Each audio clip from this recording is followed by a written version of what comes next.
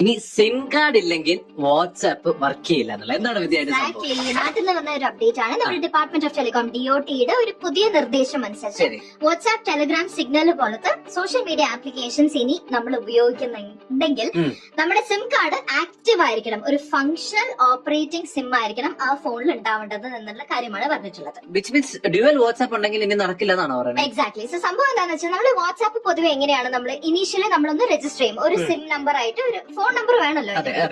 Initially ഒന്ന് register ചെയ്തിട്ട് ഒരു വെരിഫിക്കേഷൻ ഒക്കെ കഴിഞ്ഞിട്ട് പിന്നെ നമ്മൾ ആ ഫോണിൽ നിന്ന് ആ സിം എടുത്ത് മാറ്റുകയാണെങ്കിൽ പോലും നമുക്ക് വാട്സ്ആപ്പ് യൂസ് ചെയ്യാം, വൈഫൈയിൽ കണക്ട് ചെയ്ത് യൂസ് ചെയ്യാം, അല്ലെങ്കിൽ ഇന്റർനെറ്റ് കണക്ട് യൂസ് ചെയ്യാം. എല്ലാവരും ചെയ്യുന്നത് പോലെ ഒരു സ്പെയർ ഫോൺ, പ്രത്യേകിച്ച് നമ്മൾ പ്രവാസികൾ നാട്ടിൽ പോകുമ്പോൾ ഒരു പക്ഷെ ആ ഫോണിൽ സിം ഒന്നും ഉണ്ടാവില്ല, പക്ഷെ പഴയ ഒരു നമ്പറിൽ രജിസ്റ്റർ ചെയ്ത വാട്സ്ആപ്പ് ഒക്കെ നമുക്ക് കാണുമായിരിക്കും. ഇനി അത് പറ്റില്ല എന്നാണ് പറഞ്ഞിട്ടുള്ളത്. എന്റെ നാട്ടിലെ നമ്പര് ഞാനൊരു ഫോണിലാക്കിയിട്ട് അത് അവിടെ വെച്ചിട്ടുണ്ട്. എന്നിട്ട് എന്റെ ഇപ്പോഴും യൂസ് ചെയ്യുന്ന ഫോണിൽ ഡ്യുവൽ വാട്സ്ആപ്പ് ആക്കിയിട്ട് അത് അതിനകത്ത് രജിസ്റ്റർ ചെയ്തിട്ടുണ്ട്. അപ്പൊ എനിക്ക് ഇനി തൊട്ട് അത് കിട്ടില്ല, പറ്റില്ല. സിം കാർഡ് ഇല്ലല്ലോ.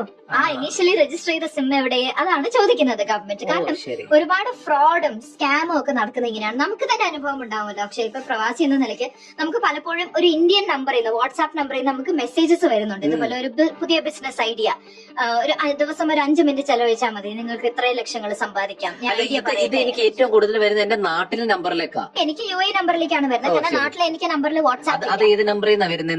നാട്ടിലെ ഇന്ത്യൻ നമ്പേഴ്സിൽ നിന്ന് വരുന്നത്. അപ്പൊ പലപ്പോഴും ഈ വരുന്ന മെസ്സേജസ് ഒക്കെ ഒരു വാട്സ്ആപ്പ് കണക്ഷൻ മാത്രമേ അവർക്ക് കാണുള്ളൂ. ഇതിന് ബന്ധപ്പെട്ട ആ സിം കാർഡ് കാണുപോലും ഇല്ല ഫോൺ. ആ നമ്പറൊക്കെ എക്സ്പയർ ആയി പോയിട്ടുണ്ട്. അങ്ങനെയാണെങ്കിൽ ഇപ്പം നമ്മുടെ വാട്സ്ആപ്പ് വെബ് യൂസ് ചെയ്യുന്നവർക്ക് അവിടെ പറഞ്ഞിട്ടുള്ളത് എവറി 6 hours ലോഗ് ഔട്ട് ചെയ്യേണ്ടതായിട്ടുള്ള ആവശ്യം വരും. അതായത് ഓട്ടോമാറ്റിക്കലി ലോഗ് ഔട്ട് ആവും. വീണ്ടും നമ്മൾ QR കോഡ് വെച്ച് സ്കാൻ ചെയ്ത് വീണ്ടും വെരിഫൈ ചെയ്തിട്ട് വേണം ലോഗിൻ ചെയ്യാൻ. റിഫ്രഷ് ആയിക്കൊണ്ടിരിക്കും. വാട്സ്ആപ്പിന്റെ ആക്ച്വലി ഈ നിർദ്ദേശങ്ങൾ നമ്മുടെ വാട്സ്ആപ്പ്, ടെലിഗ്രാം, സിഗ്നൽ പോലത്തെ കമ്പനികൾക്ക് പോയിട്ടുണ്ട്. ശരിക്കും ഇനിയിപ്പോ 1-2 ഫോണുകളൊക്കെ ആൾക്കാർ കൊണ്ടു നടക്കേണ്ടി വരുമായിരിക്കും, അല്ലെങ്കിൽ അത് ഡൈവേർട്ട് ചെയ്തിട്ട് ഒരു നമ്പറിലേക്ക് ആക്കേണ്ടി വരും. അപ്പൊ ഏത് ഫോണിലാണോ സിം ഉള്ളത് ആ ഫോണിൽ ആ സിമ്മിന്റെ വാട്സ്ആപ്പ് മാത്രമേ ഇനിയും കിട്ടുള്ളൂ. തീർച്ചയായിട്ടും.